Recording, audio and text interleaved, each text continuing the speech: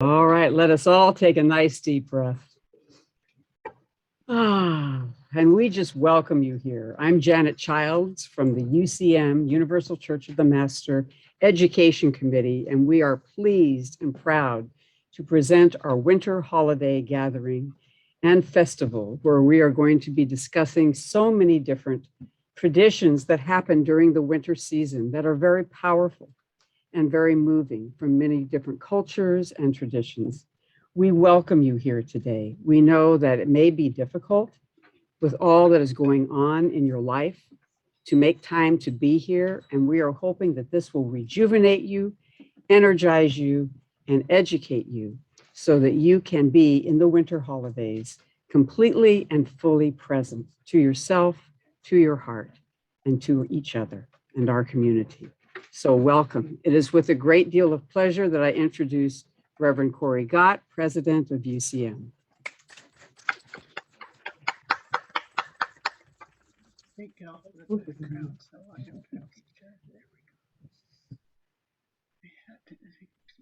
Welcome, everyone. This is a great event to have to close out this wonderful year. We've had some progress and we've had some setbacks with our virus, COVID-19, and we are looking forward to next year to being a much better year. I would like to thank everybody for their hard work this year and for everything they've done to make this happen, especially the educational committee. You know, you guys all losing our sound. Work of UCM and for all the hard work and their patience with us and the office in these past couple of years. So anyways, thank you. And we're looking forward to having a much better year next year. Thank you. Thank you.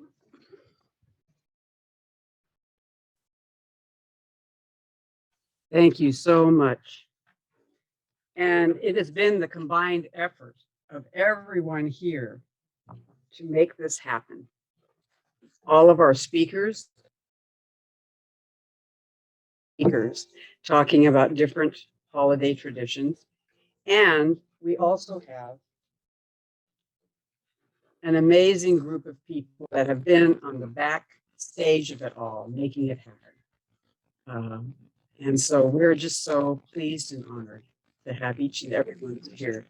So I'm going to invite you to take a nice deep breath.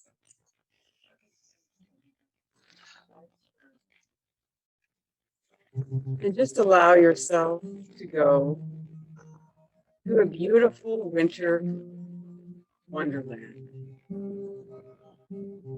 It is late at night, and the stars are out, and you can see the crescent moon.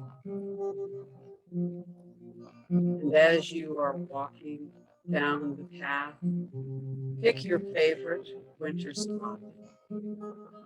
It might be in the desert or in the mountains or on a road. Just allow yourself with every breath to feel the hecticness of the life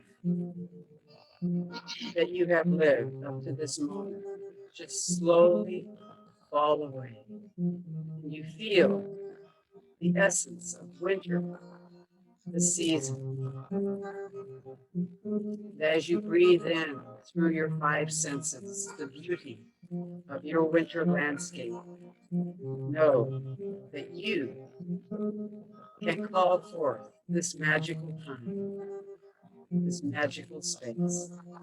And with every breath, feel yourself becoming more and more present and more alive.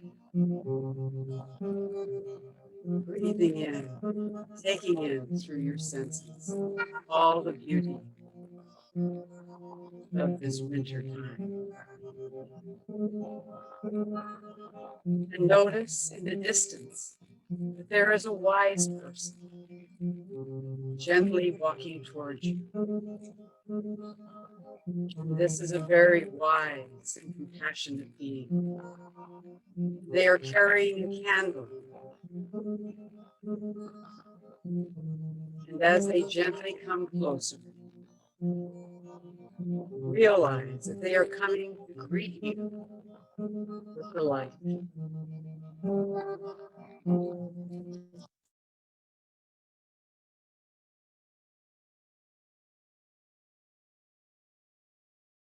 The candle, the pilgrim's candle, the wanderer's candle.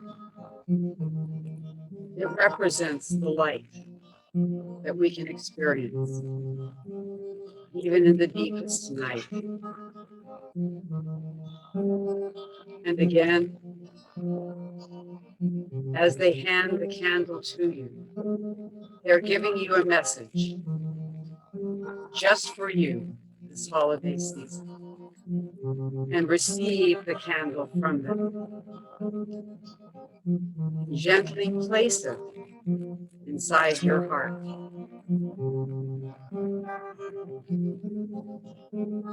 Just allow that candle flame to fill your heart with love and compassion and joy and peace. And receive the message this wise being has for you, just for you this holiday season.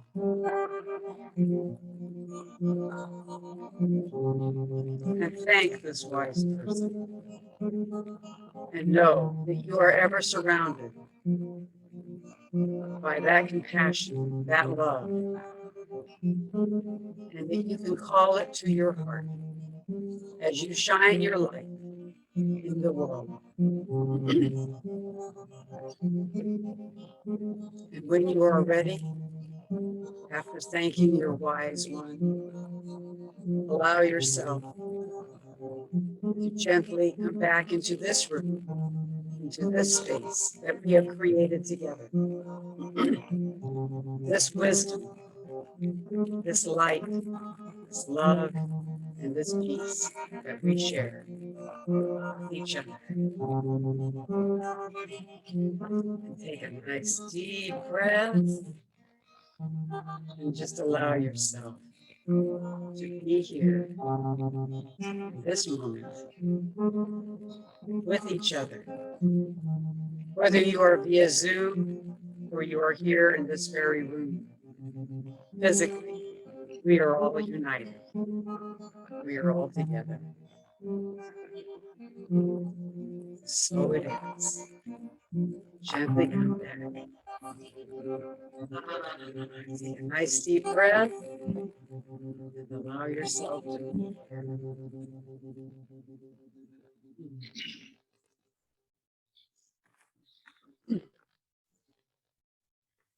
Now we are going to sing, I believe, a song together.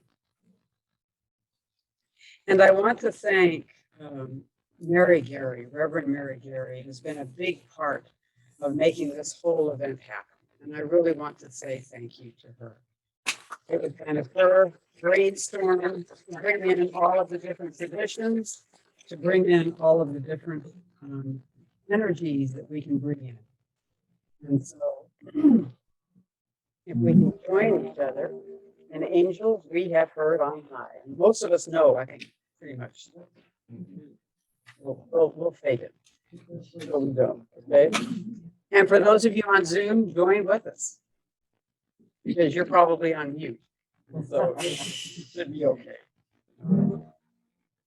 Angels we have heard on high, gently singing o'er the plain, and the mountains in reply, echoing their joyous strain.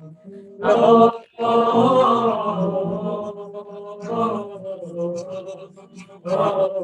Gloria in excelsis Deo. Gloria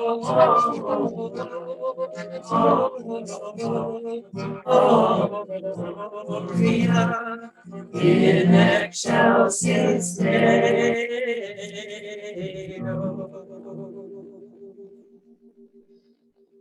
And let that resonate and let that fill your heart up.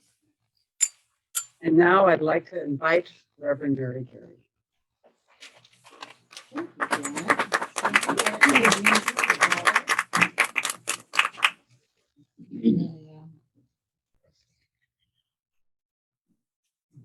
It's so wonderful to see our familiar faces here together. Well, we talked about doing the as we talked about UCM and the growth in UCM that we're looking towards and the things that we want to have happen. One of the elements of the UCM philosophy that we wanted to support was our understanding of the ecumenical philosophy of UCM. That we have long quietly believed that there are many paths up the mountain, and that if you don't get on my path, doesn't mean that there's something wrong with your path. You know, we have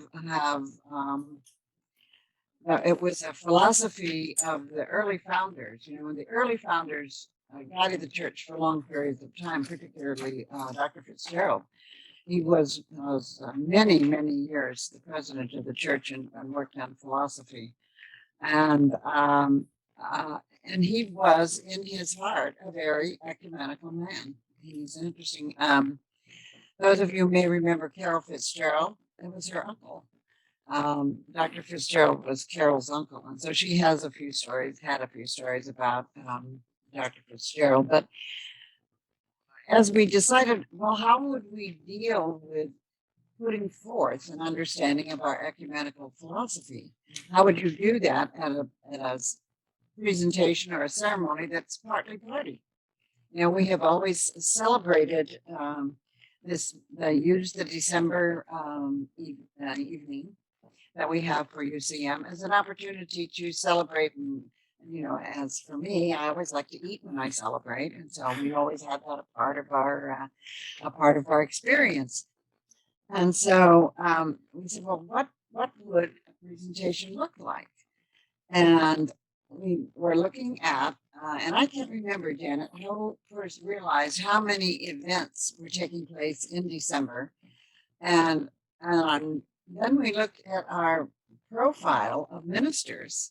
We had a minister that could speak to each one of those events, that had touched that philosophy in some way, had been a part of their life, and allowed them then to personalize the meaning of ecumenical. Because we're here together in the church headquarters because we believe that ecumenical is a reality. And we now are so delighted to have ministers here that will talk about the elements of their own religion that are inclusive of the celebrations that we have today. And then the first person who is going to speak today for just a few minutes, but last week or a few weeks ago she spoke at the Center for Creative Living, where her whole talk, they dedicated the time to hearing about Hanukkah, what was involved with Hanukkah. And so we said, could you give us Hanukkah short version? And she said, sure.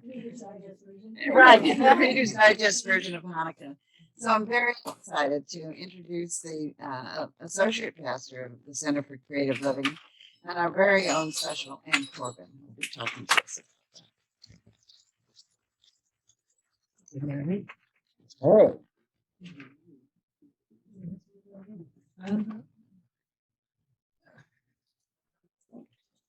Hi, everyone. It's Reverend Ann Corbin, and it's an honor to be here with you tonight to speak to you a little bit about Hanukkah. Hanukkah is actually, believe it or not, it's one of the least holy holidays of the Jewish religion. It never made it into the Hebrew Bible. It's not like Rosh Hashanah or Passover. It is in the book of Maccabees, it was actually in the New Testament, and the New Testament cut it out. So, you can find the book of Maccabees, I think, through Amazon.com if you want to look for that. And they actually tell a little bit of a different story. But it is about the war of the Maccabees. Hanukkah in Hebrew is the Hebrew word for dedication. So what this is really about is the dedication of the second temple of Jerusalem.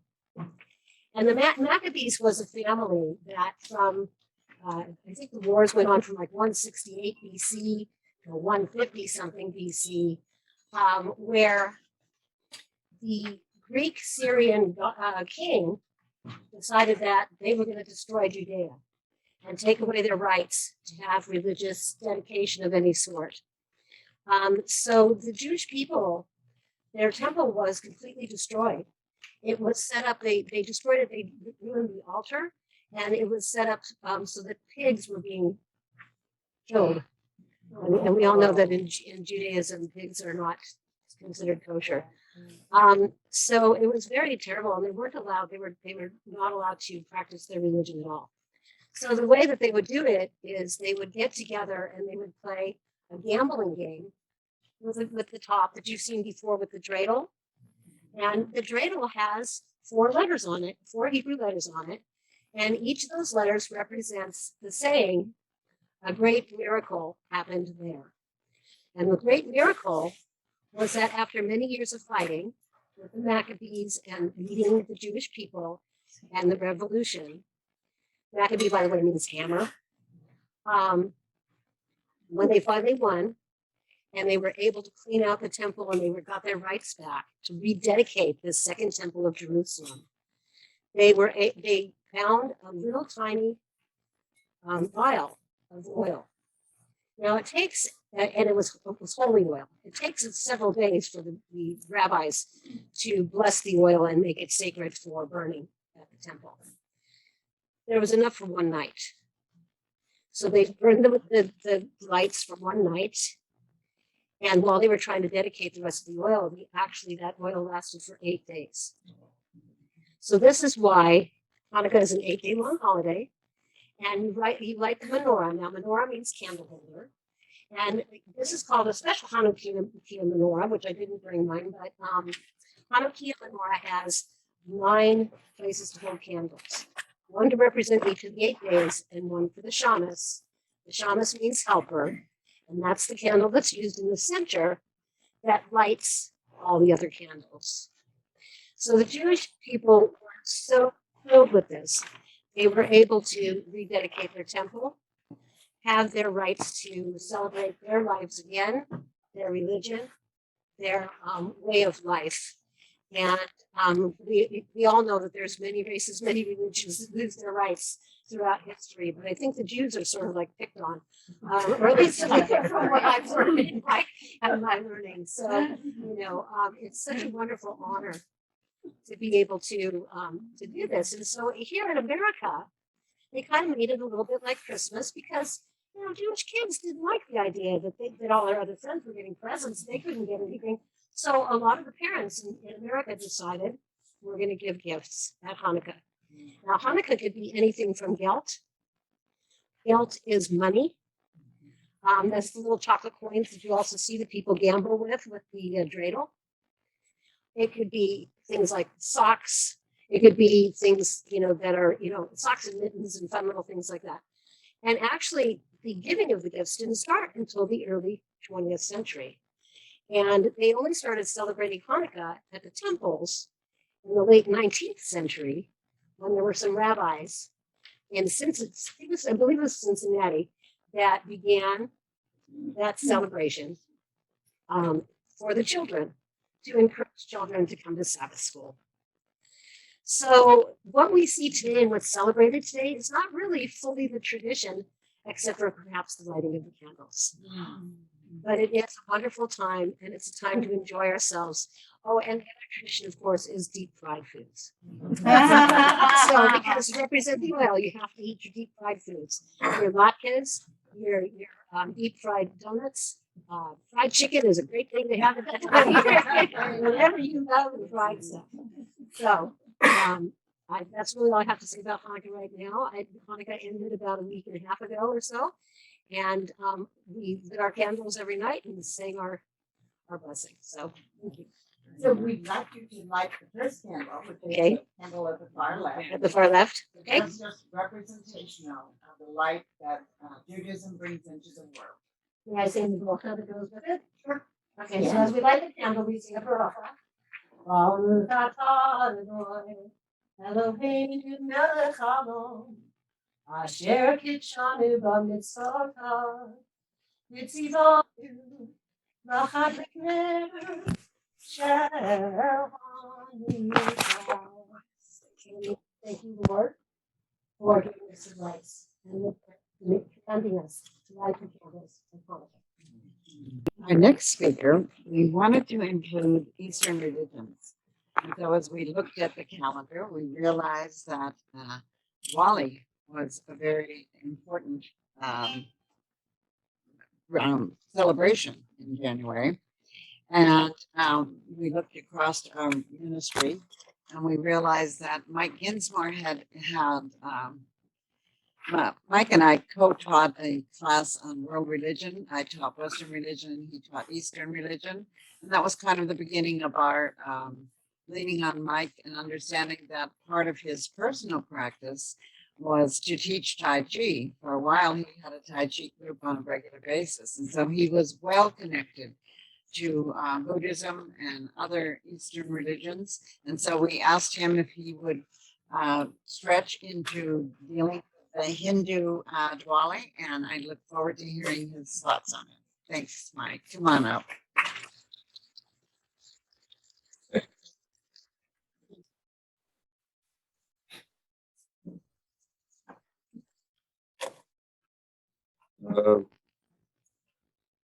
Diwali is India's most important holiday, a celebration of good over evil, observed by more than 1 billion people across space. This 5-day festival lights brings prayer, peace, fireworks, and for some, a new year. Diwali is India's most important festival of the year, a time to celebrate the triumph of light over darkness. But Diwali is perhaps best known as the Festival of the Lights, derived from Sanskrit,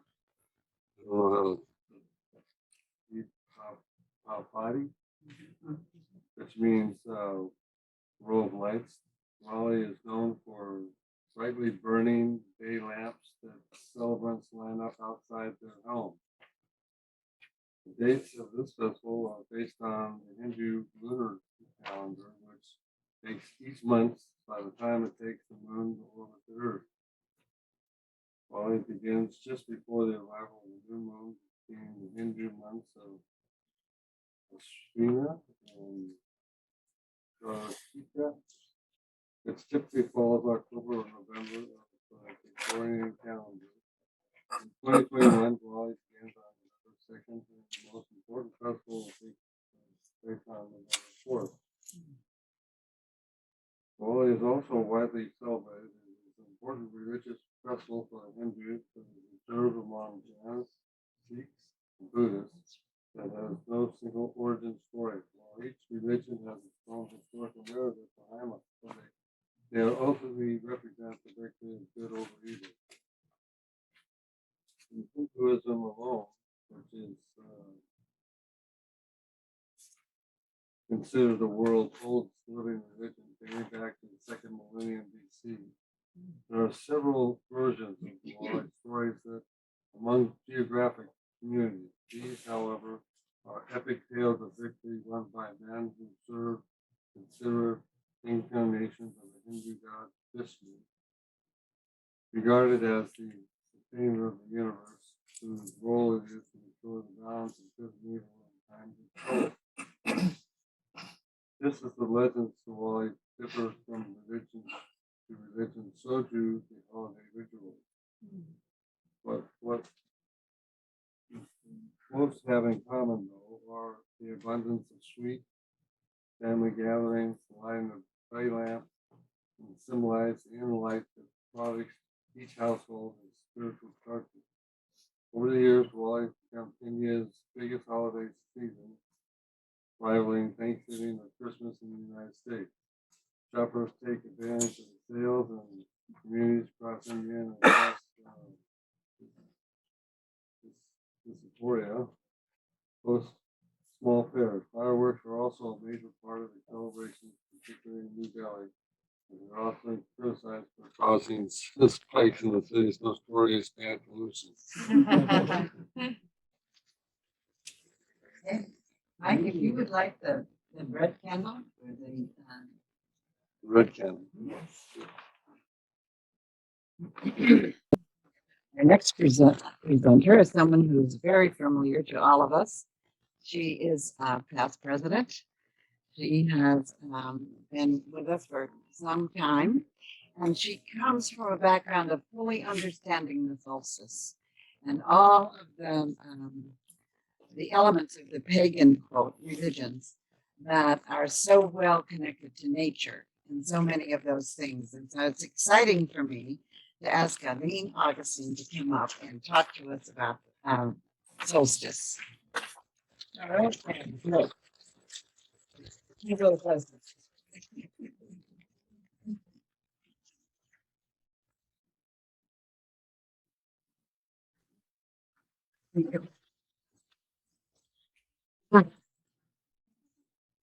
I honor your path. I drink from your well. I bring an unprotected heart to our meeting place. I hold no cherished outcomes. I will not negotiate by withholding, and I am not subject to disappointment. This is a greeting the Druids give one another. And as we celebrate the solstice, Alban Arthur in our tradition, which is the light of winter, or it's also known as the light of Arthur, because the idea that Arthur was supposed to return to his lands in a time of greatest need.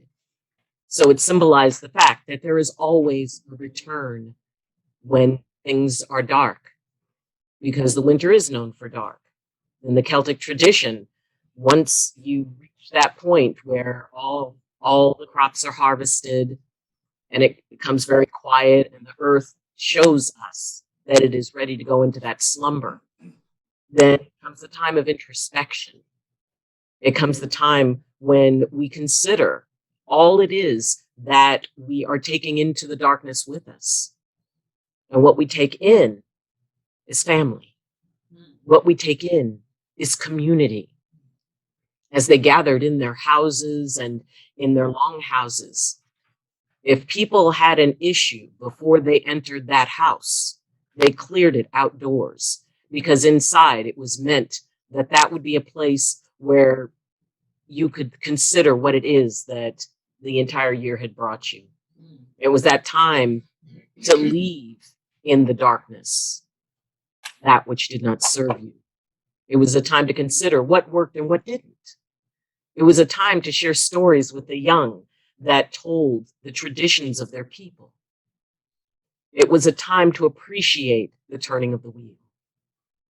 And as we come up to the solstice, which is, normally on the 21st or the 22nd, depending on the tradition, it is a time for us to be able to say, some stuff worked, some stuff didn't. I will no longer carry with me what didn't work. The only thing I will carry with me is the wisdom that I gained from the experience. And that's an important thing for us to remember, because, at this time, normally it would be very hyper and very active and people are running around and doing things. And yet what the earth is telling us, what the animals are telling us, and what our own internal clock is telling us is that we need to slow down, that it's that time to take a breath, to gather with our loved ones, or to gather in that place of solitude to consider what it is that we are prepared to let go of. When they brought in the evergreens and the plants, it was for a very specific reason. First, it was to remind us to hold the energy of renewal, that spring would come again. It was also a place where the earth spirits could find their way into homes and houses. And when they would see the tree indoors, it would give them a place to hide and a place to shelter from the cold and the darkness. So, that became the symbolic action, is to bring a tree into your home. Now, in the Celtic tradition, the two gods that were the most significant among the Celtic gods at this time were Bridget, who was She represented the flame of inspiration. And also Dagda, who was the god of fertility, promising that all things would come back and that there would be renewal. And it was, and those were long, dark times. They didn't have clocks. They didn't have calendars. They didn't say, it's like, oh, well, okay, in exactly, 3 weeks, we'll have spring. They had to listen to the earth, and sometimes it stayed darker longer. And sometimes, spring came earlier. All their measurements were based on their observations. And when they knew that spring was coming by the very first symbols, the very first sprouts, that was what they listened to. And they listened to their connection to the natural world around them. And solstice is a tremendously special time because for me, it gives me that moment where I understand I'm going into darkness. I understand that it's necessary for us to spend time to go into the dark because it is in the dark that light shines brightest. It's in those times when we feel ourselves in the dark, which we all do. And it has been a time.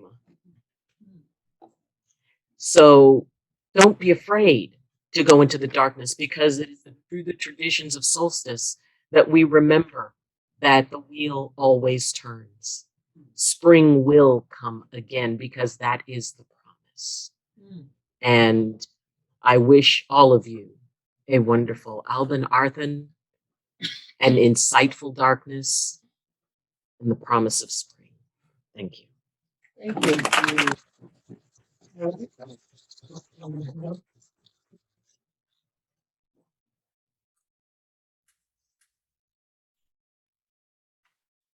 We swear by peace and love to stand, heart to heart and hand to hand. Mark, O spirits, hear us now and witness this, our sacred Thank you, thank you. Kind of nice, isn't it? So it's all a little different, all wonderful.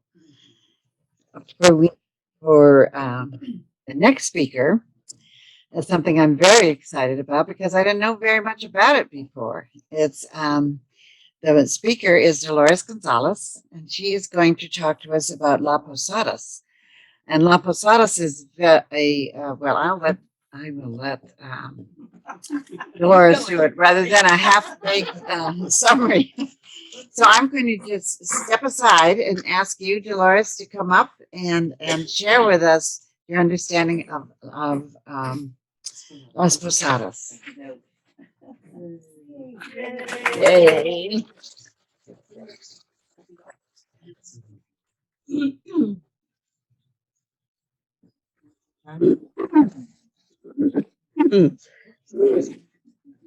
Las Posadas.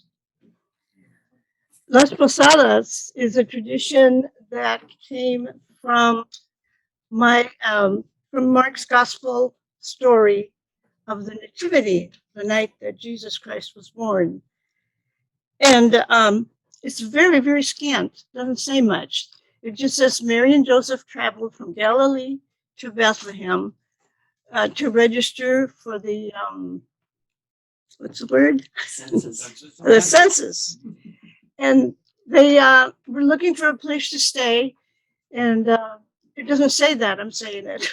Because the next thing is that Mary's time was up. She delivered her firstborn son, wrapped him in swaddling clothes, laid him in a manger, and then that's it. Nothing in between. So anyway, what's happened is the Posadas were brought from Spain by the conquerors to Latin America, Mexico primarily, and Guatemala. And since then, it's spread to all of Latin America and many places in the rest of the world where there are Hispanic people. The Spanish were not only interested in conquering the land, but in converting the native peoples to Catholicism. So they brought all their religious practices with them and shared them, whether you wanted them or not. Okay. Okay, the word posada means lodging, And the posadas are either coordinated through a community or through the parish church. And it's 4 houses or 5 are selected ahead of time. And then the pilgrims that represent Mary and Joseph are the community. And they form a large procession with candles and guitars and musicians. And they have a series of verses back and forth. There's only 10, so I'm not going to do all of them. They go from house to house, they knock on the door, and the people inside respond, can't let you in. And then the people from the outside go to the next house and they repeat this whole thing. And finally, when they get to the last house, the person inside says, "Oh, you're Joseph and your wife Mary? Sorry, we didn't recognize you. Come on in, holy pilgrims." And so there's a big celebration. The people inside sing, "Come in," and then they have a big celebration after that. There's a lot of food, a lot of singing, dancing, you name it. But it differs in different areas, of course. You have the people that live in the countryside. It's going to be very different from, the city that has, the big band and big party afterwards.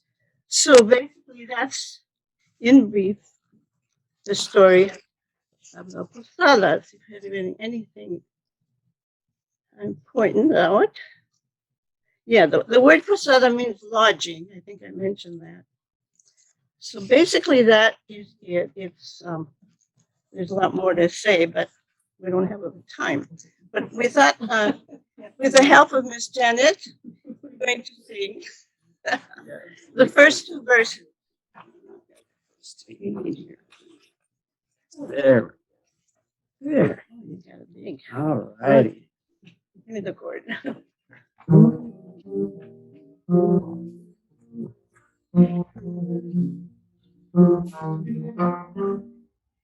En nombre del cielo, os pido posada, pues no me a dar mi esposa amada.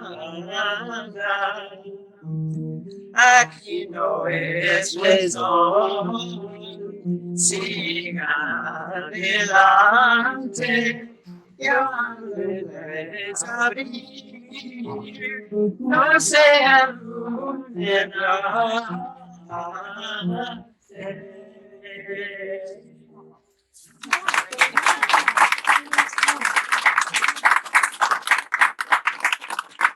So I just wanted to close with this reflection for us today, the meaning of posadas for us in our time, in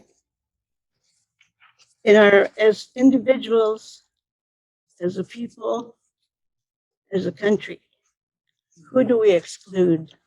Who do we not let in? Is it people that think different from the way we think? People that look different from what we look? Are they dark skinned? Are they poor? I get this magazine from the Maryknoll Fathers. They do a lot of missionary work all over the world. This year, this picture is called Jesus at the Border. I'm going to pass it around because I want you to look at that mother's eyes as she holds her baby. So we'll start there. Thank you.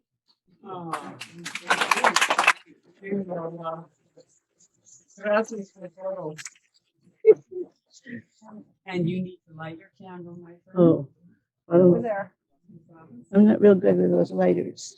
How about if I give you a hand? So we can both do it together. There you go.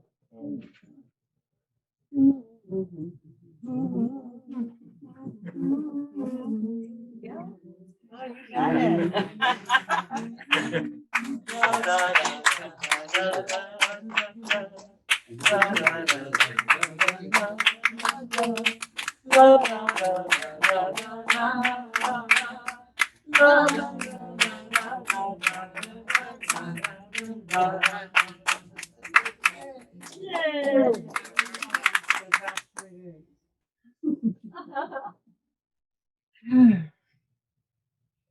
Well, I know the next speaker pretty well. She has her good days and her bad days. This is a very good day. It's wonderful that our thoughts about the ecumenical goal that we had were made manifest by people sharing their understanding and the power of their beliefs. It's very exciting. And so I took Christianity. If I'm the person working on the schedule, I get to pick, and I can see if I want to be in. And of course, I always am eager to have something to say. And so I said, I'll talk about Christianity. And then I said, Mary, what are you doing? Everybody there knows lots about Christianity. How are you going to give them a 7-minute summary of Christianity in a way that would be meaningful? So I did my little prayer work and said, I get by with a little help from my friends. So if you could help me with this. And so I stumbled upon the study of was Jesus really born on December 25th? Not a chance. Not a chance. Sorry. But first of all, even when I was a child, I was always a difficult child. And I remember saying to the good father, I don't see how Jesus could be born on December 25th. And he said, well, you're just a child. What do you know about this? And I said, well, I know that we grew up in a farming community, and I know they don't have lambs in December. And their lambs wouldn't make it to spring if they were born and had to then fight their way. They're born pretty fragile. And so he said, well, you're just a child. I said, yeah, I know. Okay. And 6 people were kicking me under the table, so I kind of just let it go. But then as I got a little older and I began to explore, the reality of when did they decide that Jesus was born? Was that always a celebration? And in reality, it wasn't always the celebration. The infamous Council of Nicaea, I think many of you who have looked at the history of Christianity and realized what a pivotal point the Council of Nicaea was. I didn't even check my own time, so okay. What happened then was that the good Council of Nicaea said that there were some things that had been taught by apostles work, and B, certainly you know about what happened to Mary Magdalene's work. She had written a gospel, as many had, but certainly I know Mary and Thomas, and I don't know who else. I never thought of that. Mary and Thomas had their words buried because the council went out and said these are the gospels that will be taught. This is the way it is. And if you have any of the other gospels, you're to burn them. And fortunately, some of the local priests were a little resistant to that direction. And so they buried them in the hope that in the future, someone else would find them and understand that there were other beliefs, other treatments.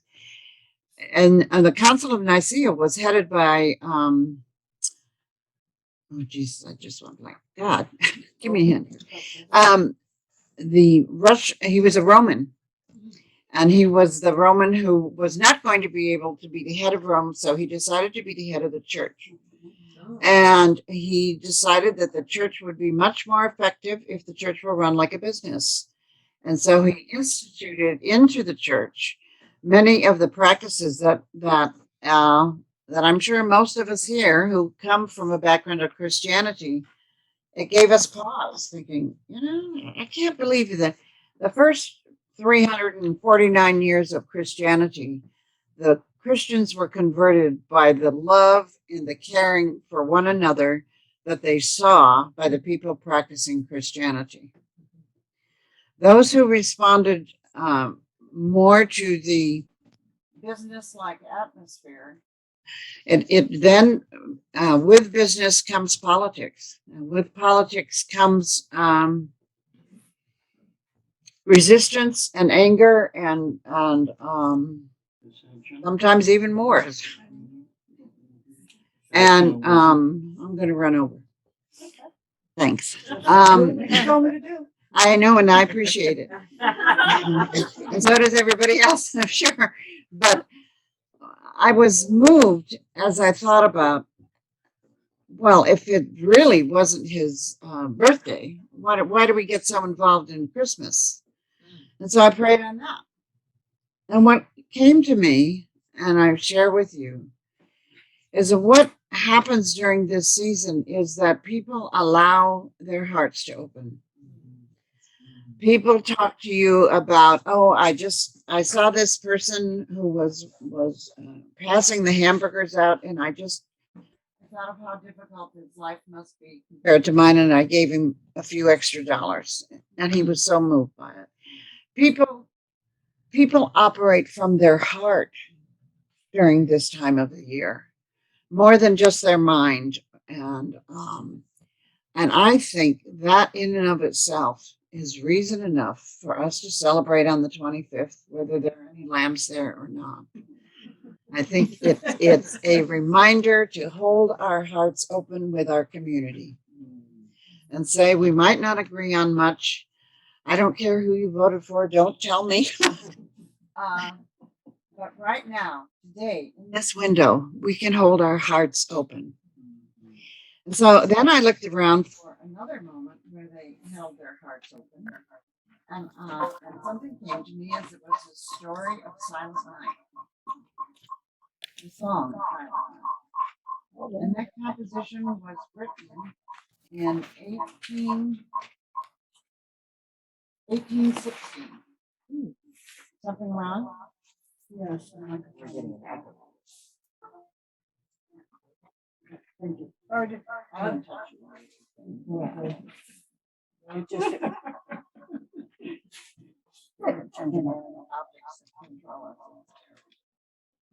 So in 1818, there was a young priest, and I was in Germany. So go beep, beep, beep when I got it. I got it. Okay. You want to go over? What can I tell you? Okay, what can we do? So he went for a walk. I went for a walk in the snow in Germany, and it was so quiet and so peaceful. Napoleon had left. But what was left was people who had been devastated, as people are always devastated with war. I mean, nobody finds war restorative and blessing. And so this fellow went back, and he was waiting for his friend to come over, and they were both part of the Austrian group, and they wrote a song, and they wrote it in German. And I thought, yeah, well, okay. But as we watched the show, it said, based on what had happened in the Council of Nicaea, the songs that were written for the church were to be written in Latin, the Roman language. And they said, no, this is the people's song. This is the people's song. It's a song about peace in your heart and love and the end of war. And I thought, if I'm going to run over and I'm going to do it by asking you to sing with us the song of Silent Night.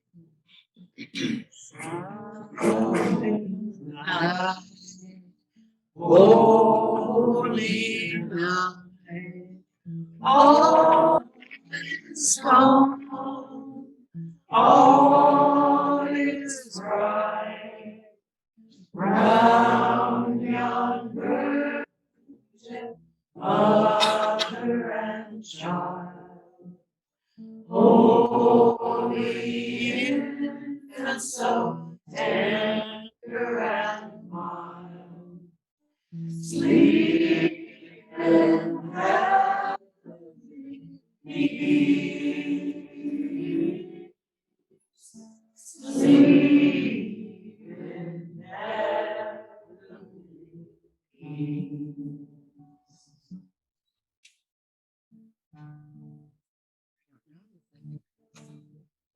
Silent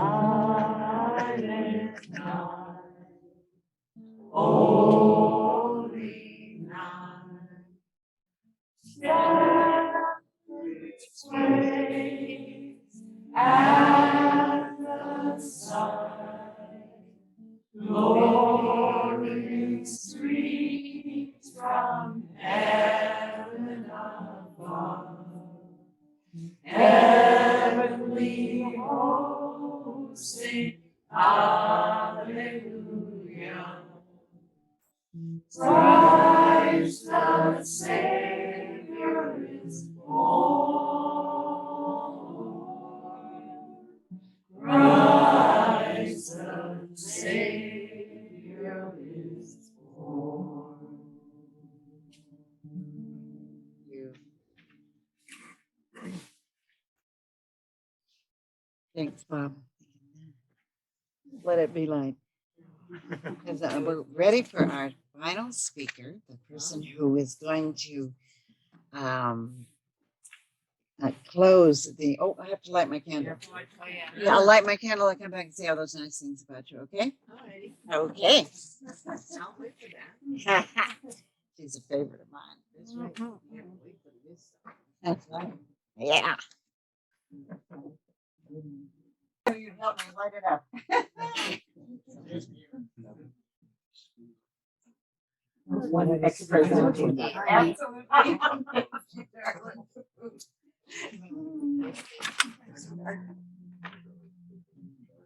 Well,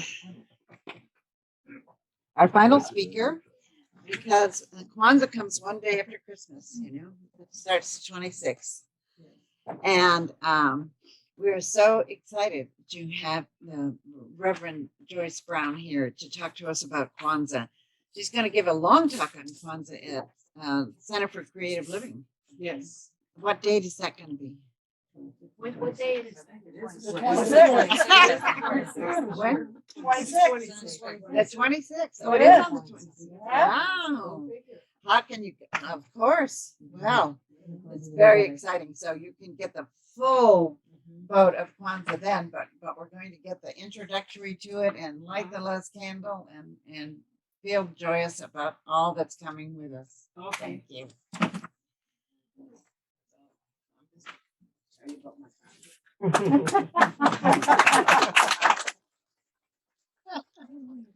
Okay then. So, there's all kinds of interesting things up here. You're So, getting applause from Dottie and Corky, just so you know. oh, They're just like way to this up, go. Thank you. and they're waving, so. I so need my glasses back on. I came up here with every intention to read. It has yet to succeed. But what I want to tell you is that I did not know there was such a thing called Kwanzaa. I'm from outside of Clarksdale, Mississippi. There is no Kwanzaa back there in the 1960s. But we did have one heck of a Christmas, you know, and all, you know, the other celebrations that were very common. Church socials, all the fun stuff you eat, you know, you had homemade food, you were blessed, you know, you just was community. Well, little did we know we were having little Kwanzaas because it's what it's about. It's bringing the communities together, sharing the food, blessing, helping those in need, working together as community. I had no idea that I was living in a Kwanzaa. And the beauty of it is that once I began to explore it a little bit, I was about 18, 19, in Santa Barbara, California, where someone decided to have Kwanzaa after the Ross Watts riot in 1965. And professor down there in Los Angeles decided to come up with the idea of Kwanzaa, you know, Karanga. And it's a great idea. You're bringing community together. You're working together corporately. You're sharing. You're helping everyone in need. You have food. You feed people. You have a lot of faith and a lot of other wonderful treasures. You come together in one place, but this is not religion.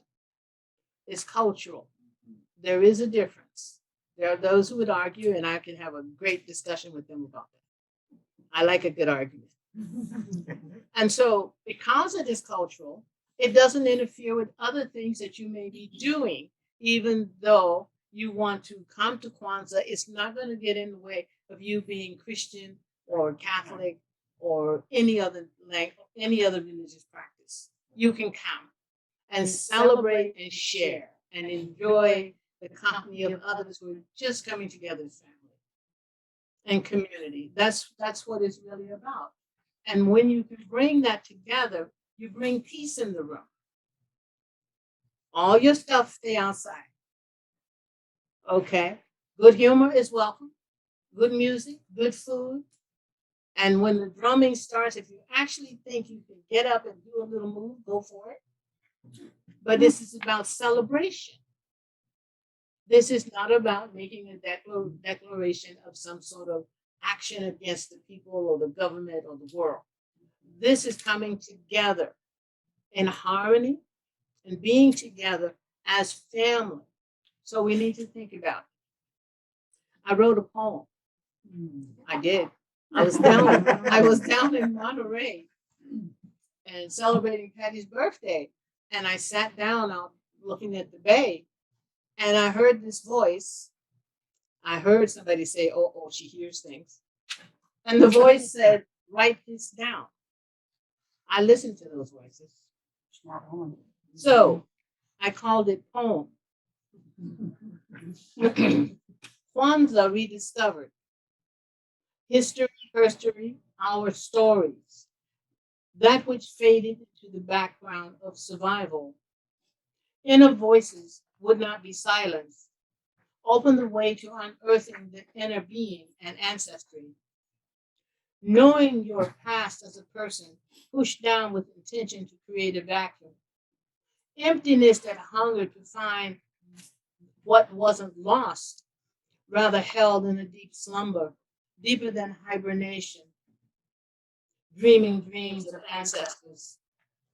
Countless voices, memories, or shadows, reminding you, me, us of our worthiness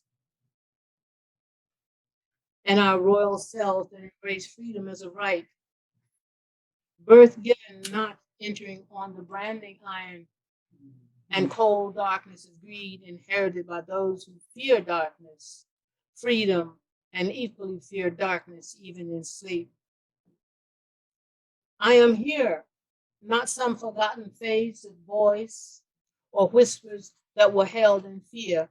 I am here awake, remembering all that I am is life, family, and generations to come. Learning, opening to share with anyone, open to receive, honoring family, community, life, and tradition as one light of consciousness, not hidden from the light of destiny.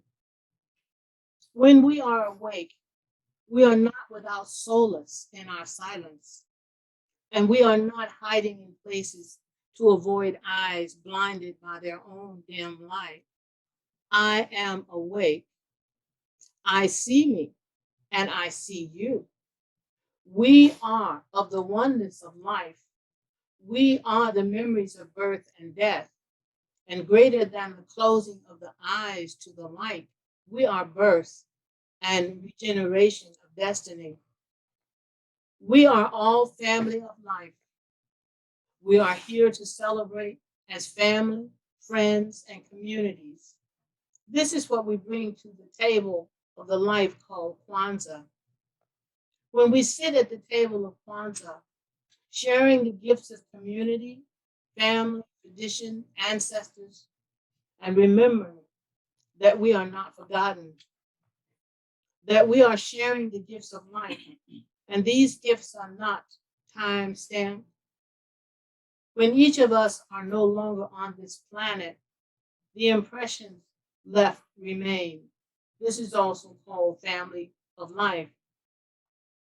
The sky above graces the earth beneath our feet, and the food we share as life unfolding and darkness parting, and the way to sacred gifts of remembering that family lifts us up and holds us, embracing life. We are family of this earth. Let us not forget that as family we build and we come together as oneness.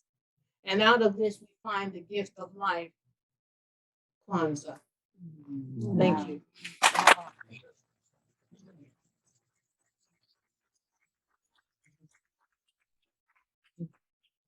Oh, by the way, I wanted to tell when I was down there in Monterey, and the voice told me to write this down. I really did try to resist it because I knew I was going to be taken someplace. I don't know where I went, but I went, and I'm glad I didn't resist. I just wanted to look out at the bay, but there was a greater presence than my own need at that moment. Yes, yes. Will it be possible to get a copy of that? Mhm. Can we post a copy of that on the UCM website? Sure. Okay. I brought an extra one actually. Yeah, go ahead, give it to me. I'll scan it and get it up there for you. Some voice inside of me said, "Bring an extra copy." And you resisted. No, I'm scared now. Wait till they tell you to write a book. Oh wait, what do we? Push the forward. Yeah. Okay, cousin. Thank you. Come on, girl, we can do it. Cousins together. That's There you right. go. Thank you. Joyce, I think that was the best thing I've heard all year. Well, thank you. Wonderful. Thank you. And now it's with great pleasure that I bring up our own wonderful Reverend Lynn Rogers, who is going to do readings for us and send us on to the new year. Thank you.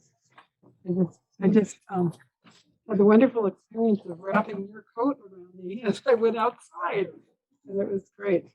So I did something different. I kind of was at my social distance, tuning in and writing to people. So I'm going to share that. But Mary suggested that we talk for a minute about spiritualists, just for a minute about our saga as spiritualists.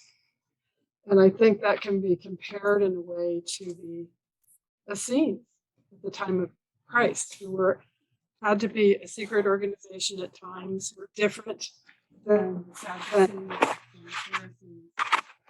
And that can be true in many of our traditions, that the real mystics of lots of different traditions understand each other, feel with each other, but sometimes the old soul is not well understood. And I think a lot of us have experienced that. Interesting, I did a lot of reading yesterday, and I learned that our spiritualist movement really started to grow because of the Spanish flu in 1918, 100 years ago. That was the impetus, that in the war, to the growth of spiritualism. So here we are 100 years later. The first thing I was doing in there was to channel a written message for us as a group. Be still, all who wish, will here be healed, will be stilled.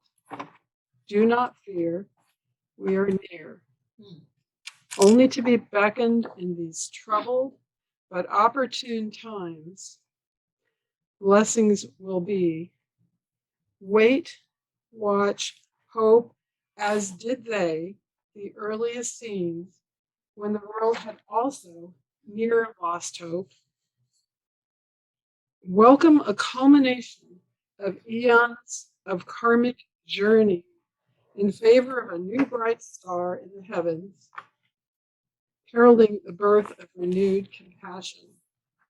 In Jesus the Christ, the beloved mother, and the angels attending were the manifestations of this force of compassion. In other familial, indigenous, and established traditions today, compassion stirs, kin to that expressed by Christ. Have faith, believe that you will see The second coming of compassion. It is near. So, see.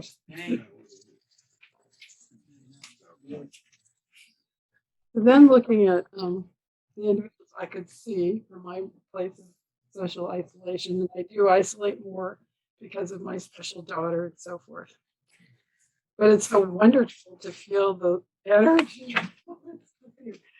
Anyway, so I have a few notes for some of you, and then we'll see what Spirit brings. And sometimes the message for one is the message for another. So let's take a deep breath. We can't exhale too much, but we can always breathe in. And ask that the holy forces, the angels that are given us by grace from our Mother, Father, Creator, be present tonight and allow the right messages to come forward, either through this channel or through one's own heart. So Mary, I received Mother of Happiness this year. I saw the tarot card of the rainbow, where the couple is together, there's a rainbow above, and the children, even the pet, dance. So I'm going to begin with my written messages and then come back a little bit. Tom, I felt that you really are beginning now a health renewal cycle that you've been working toward. And actually, it's starting, and I feel you will have many more years and fewer fears, they said, for those who watch over you. And that you've been kind of working through some things to get now to a renewal cycle. Okay. Thank you.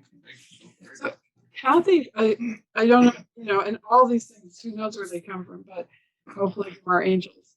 I felt that you have been part for yourself of a long-term healing process, still continuing from a long ago event, but that event opened your third eye and it has allowed you to have this deep gift of healing. And you're still healing. You're still growing and healing and that culminating that. I like the words for sage, wizard, Eastern monk of old. To be, you are becoming someone new in a very enjoyable part of maturity, but someone will notice you anew. Someone. And we do that. With Jim, I had steadfast, strong, honest sharing in writings or on tape, if not in person. All this is gradually healing old trauma for you. As you give this, it's healing, it's healing, it's healing. Things that thought couldn't be healed, and they're healing. And your stories now, telling your story in some form, recorded, written, as you have many gifts. Dolores had Lady of Peace and Purpose, a beacon of elegant wisdom. So, Mel, you study, they're saying much around him, like in work and things, can be troubled. Much around you can be troubled, but people are calmed by your very presence. By your being, you are calming the troubled. You're so much doing, and I saw a movie about St. Francis and his ability to do that. Bob, it was an unusual message. I wanted to edit it out, but it's almost like someone who'd gone through betrayal, loss, letdown, gives way to grief, unexpressed, then to a new stirring, the picking up of his own projects to help many by sharing the joys and the sorrows and the knowing. Okay, because I almost wanted to edit that away, but that's what Spirit said. Let's see. And I think there's maybe more coming around. Chris, old soul extremist. And I know Casey said in the Christ intent, extremes heal. Look back this year at moments of deep and loving service. Look back and feel those, as when our daughter really now, had to be anesthetized recently. You came there to be by her those moments of deep service and to allow those to grow in the coming year. Let's see. Eileen, many strong creative talents. Solitude weaves all these strands of your creativity into one. That's been the gift of the solitude. Annie also has known betrayal of hopes, leading nonetheless to faithful celebration of God's grace on a daily basis. Let nothing daunt you now. Go forth. Joyce, her father's daughter, and very much the archetype of the Greek Athena. So it's something to look further in, and we'll come back to that. But I knew in our time I wanted to make sure that everybody has theirs. Let's see. Now, there were two people I couldn't quite see at a distance, so I'd like to come to you and if you just say your first name to me so I can feel the energy. Okay. And uncross your hands for a minute, and we'll kind of start around this way. Did you have a question or anything?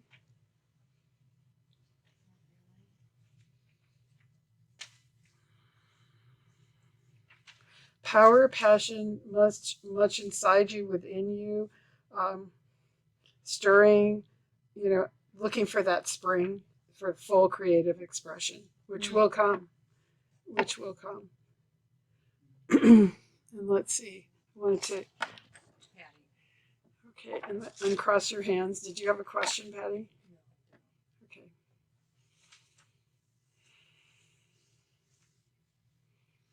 You have a sweetness and a grace, and that is going to be with you all your life, your long life, bringing always a sense of beauty through sweetness and pure grace of your heart. And that is, it's so healing to others. So I want to touch on everyone once, and then we'll see what more comes. Let's see. Janet, they were saying, hasn't gotten to draw the deep breath of retirement. Joy, so needed. But they want you to retire to them in meditation. Retire. You can have moments and times of retirement and take them. As you do. Okay. We all stare at you. Okay. And to Corey. Corey, they're saying, came forward when needed with humor, humility, and a fiery spirit. And they're saying, well done, thou good and faithful servant.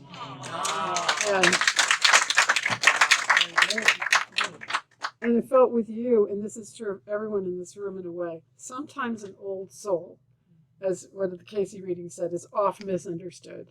Because, we're quite a unique group.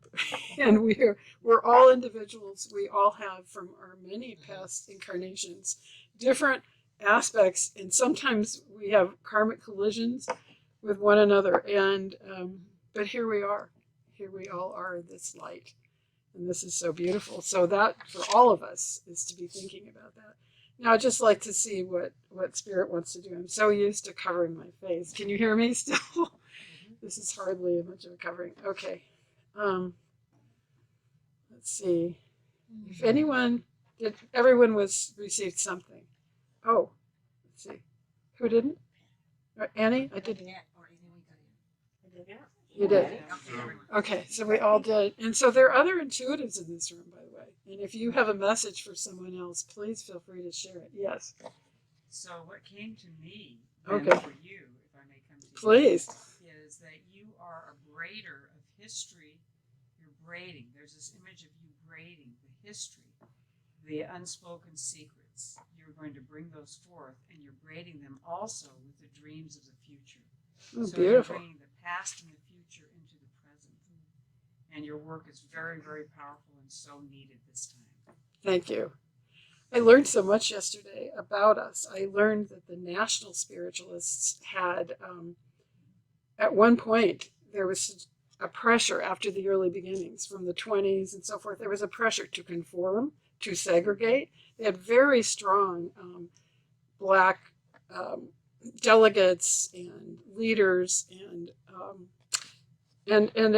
and there was not a spirit of segregation within the National Spiritualists, but white and black sat together. How can we retain and live through these times? There's a lot more pressure, but I feel that the Universal Church of the Master, my intuition is they didn't succumb as much, and they kept alive the spirit of spiritualism, which is, honors the dignity of all of us, the freedom to express, and that we were wonderful in that sense. Okay, so if you feel or you want to share with someone, you feel there's a further message, I just want to see what we feel right now. Yes. I keep hearing this song, Magic Carpet Ride. Oh, okay. I don't sing it. I just know that little piece I hear. Okay. It's been going ever since you started talking. Okay. And so at first I thought maybe I was supposed to be teasing Janet because I get a big kick out of that. Uh-huh. But no, it's about you. Magic Carpet Ride. Magic Carpet What does Ride. it say? What does it mean? It says it's all about taking the ride, right? But the Magic Carpet Ride, where you go with the Magic Carpet Ride, you don't stay on Earth, because you don't. You never have, and you're not going to start now. And I know that. True. You go way, way out. You go past you go into dimensions. And so what that means is that you find ways to edit what you're going to tell us so that sometimes we can handle it. And sometimes you soften it so that we can handle it. Okay. But you do see things that go beyond what you tell us, but we're not supposed to know. I see. So the dimensions takes you into great confidence.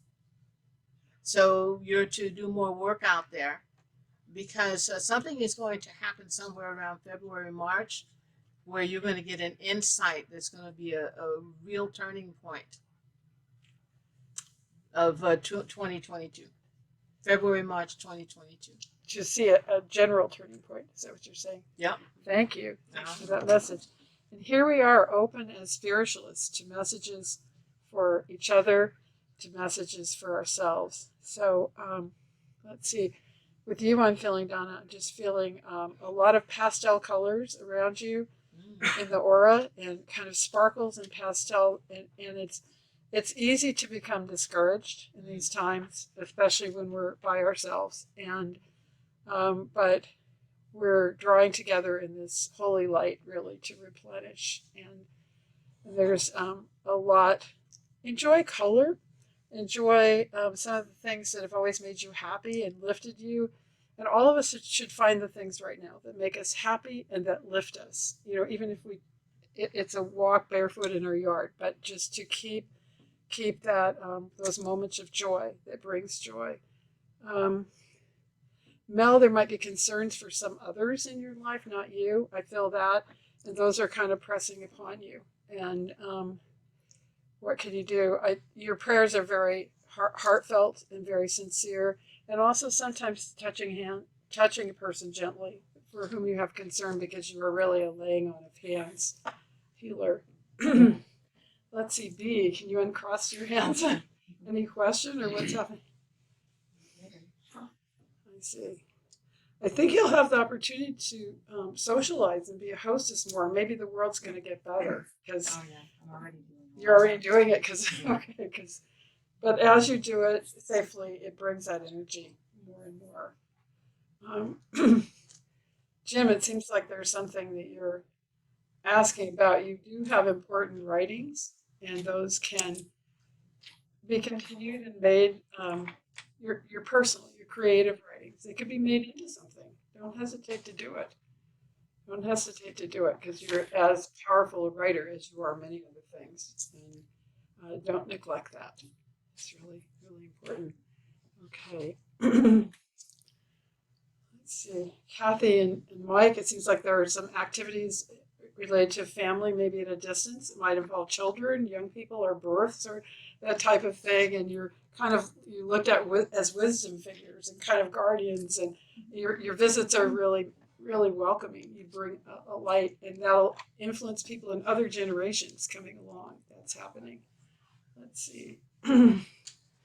Mary and Tom, I feel like there are moments that you two might just like to be alone in your house.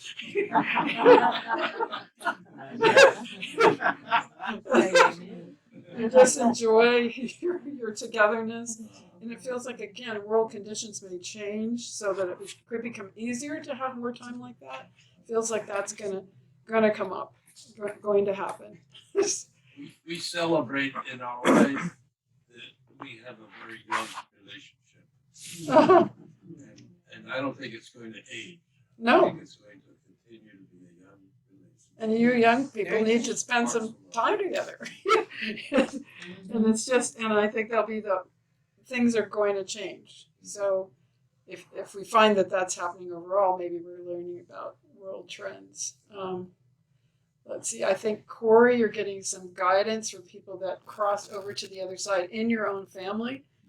Some people who crossed over in our church recently, there are people behind you.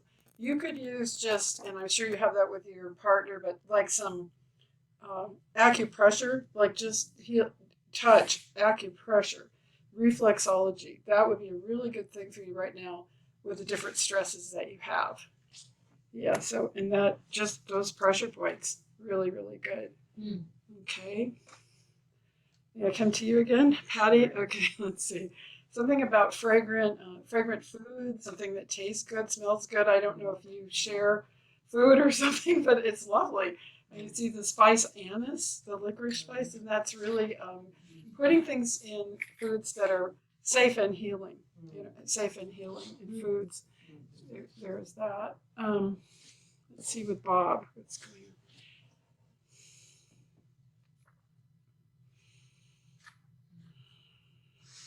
Feels like Mary Lou in the other side of life is an organizer. Is an organizer. It feels like there is our spiritual structures that translated from the kind of work she did, with people crossing over. She was helping them in the last stages here, but now she's helping them in the new stages there. So it's continuing that. It's continuing that work in a very broad way. And sometimes you just fall into really deep sleep, kind of like really out. And I think sometimes you're with her doing some of that along with the life that you're exploring here. So that's really good. Let's see.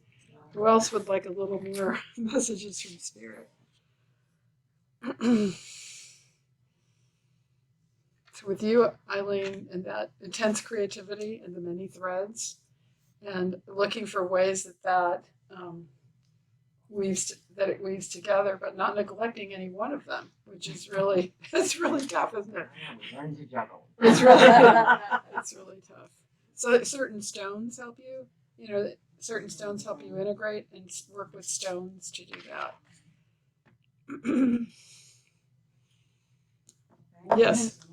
I feel that they're trying to get something through to me, and I can't quite get a hold of it. So maybe if I talk a little bit, you can pull it. Okay. The sense I had was that those on the spirit side wanted to remind us what they feel we may have forgotten is the power of the group. The power. You have it? The power of the energy in a group like this. That is true, because there's something intangible that can be felt. And in the very rare times, because of my situation with my daughter, that I've been in any group energy or near it, I come away exhilarated. There's something, there's something. So let's feel that. Yeah, I guess because of the feeling they're saying, because we're often misunderstood, because there are so many pressures right now in the world, and people project their own unhappiness, especially toward those that are in the light, that to have a way to link energy is a power in the group, and it helps to strengthen our confidence and strengthen our center, and it's good whether it's achieved indoors, outdoors, even sometimes through Zoom. It's really important that we have that, and they would be encouraging more gatherings like this, whether virtual or in person or outdoors, but that we have more opportunities to connect in this way and to replenish. Okay, anybody else? Message for the group, message for someone else, message for yourself. Okay. Well, we're thankful to the angels that have long been honored by spiritualists like ourselves. And we thank the angels this night. Listen to the voices of those that surround us. Oh, there are lots around us right now. And they go out in different groupings. Like there's a group, and then it extends at a distance its own group. I feel the energy of Bertie Peterson, of Lavona Stillman, of Richard, of Chocho, of Margaret, of so many that have gone before. And they're saying that they have helped create a net for each and every one of us to be safe through this. And that one of their purposes has been to guide each and every individual here to not take a step too far to the right, but to stay to the left, and that we're being continually protected. Listen to our guidance, but know that they're whispering to us at all times to keep us safe as we try to bring light to others. And we thank them. We thank you. Thank you. Thank you.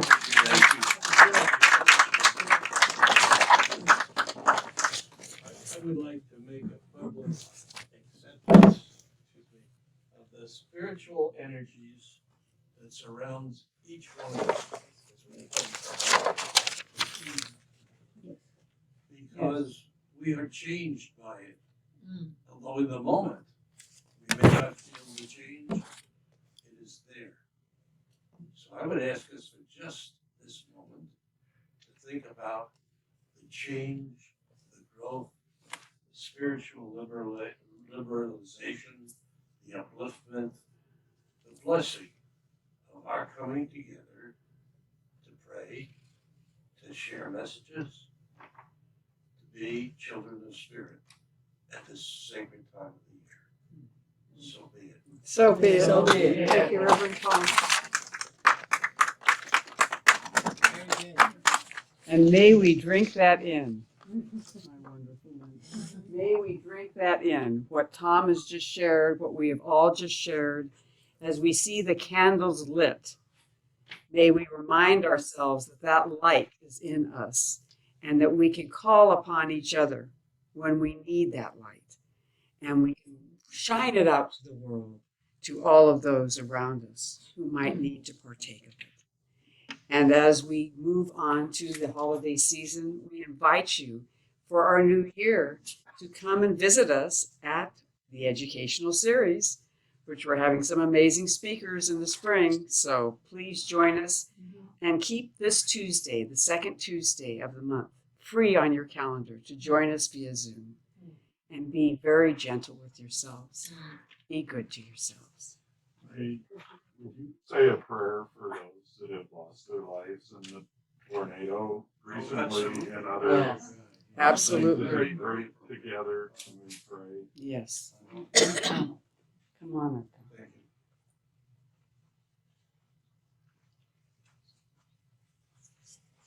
I just invite us to open our hearts a little further in this moment of sharing.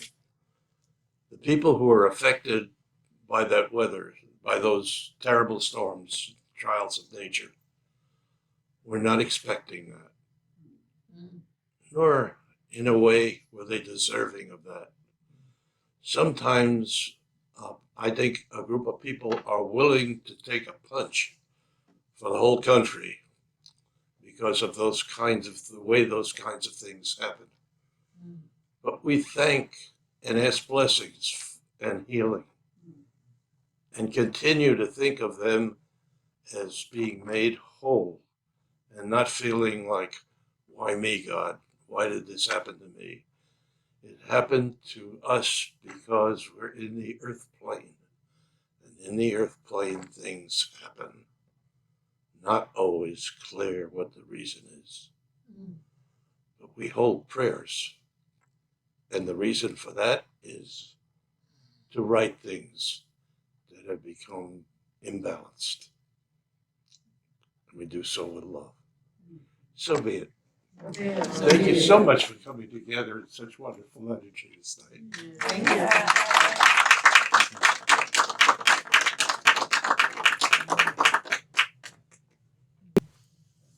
Breathe this all in, take it into every cell of your body, and be gentle and good to yourselves. And for those of you that are on Zoom, this will complete our recording, but know that we are forever connected. So it is. And so it is. Blessed be. Blessed be.